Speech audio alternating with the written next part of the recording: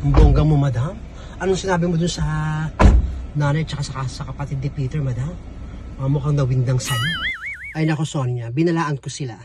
Ang sabi ko sa kanila na huwag nilang i-chat si Peter pati si Blandina. Malamang manghihina naman ng pera yun. Nako, baka may stress pa si Blandina at makunan. Buti nga sa kanila. Mga palahingi kasi. Teka na, sa tayo. Mga pala, madam, sa tayo pupunta ngayon? Pupunta tayo dun sa dating asawa ni Peter, si Nena. Kakausapin ko lang sila, wag na nilang i-chat si Peter. Nandiyan si Cielo si Blandina. Kasi nitong nakaraan, may sumbong din sa akin si Blandina na chat daw tong si Ninita, yung anak ni Nena. Gusto makipagkita sa kanya, nasa London nga. May isa si Blandina. Sasabihan ko rin yung batang yun.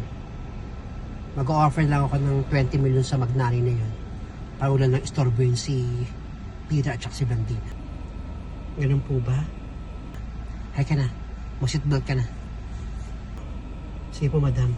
Mag-seatbelt na po ako.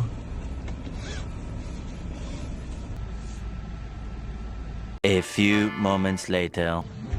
O, Sonia, dito ka lang. Pumunta ako sa bahay nito ni Nena.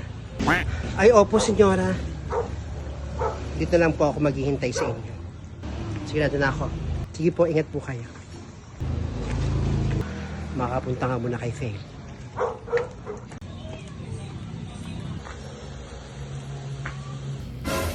Ang ginagawa ng nanay ni Blandina rito? Anong eksena? Tao po? Sino yan? Siguro naman kilala mo ako.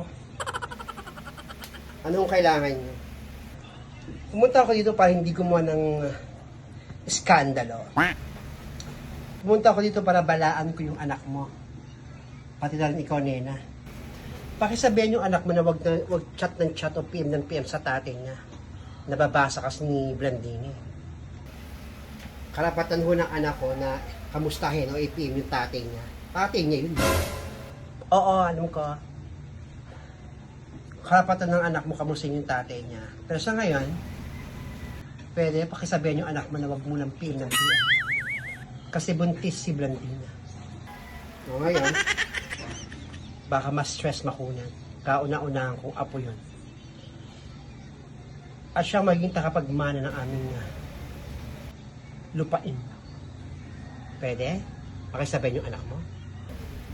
O sige ho. Huwag ko kayo mag-alala. Pagsasabihan ko yung anak ko na huwag nakausapin yung tatay niya. Hindi na ako magtatagal. Sabihin mo na kung magkano. At bibigyan ko kayo. Huwag niyo lang istorbohin ang anak ko. Hindi ko namin kailangan ng pera niya. Sino makakalis na ho kayo? Nita? Ma, bakit po? Ano ka ba, bata? Pinipi mo ba yung tati mo inutil? Pinakausap mo pa ba yun? Opo, ma, minsan pinipim ko yung kinakamusta ko lang po. Huwag ka muna mag-PPM dun, ha? Opo, ma. Hindi ko na po ipipim si Papa. Sige na. Pumasok ka sa kwarto mo. Gawin mo yung mga assignments mo. After nyan, laba mo yung panty mo dun sa CR. Lalabang ko yung mamaya. Tapos yung itong gawain ko dito. Feli, san? San? Bakit? Ang ginagawa mo rito? Napunta yung amo ko dyan kay Nena. Hindi ko alam kung anong sasabihin doon sa kaibigan mo. Ganun ba? Bakit ilang buwan na bang buntis ang amo mo? 3 buwan na buntis yung amo ko si Blandina. So, dyan na. Madam, pinsan ko. Huwag na Sonia. May pagkabrula din pala itong amo mo yun, ha? Saan? Nako, pasasya ka na Teddy, ha? Medyo maldita rin kasi minsan. Kapag ayaw sa tao niya pinapansin. Sige na, ayos na kami. Sige na, San, ingat ka. Tawag ka na lang.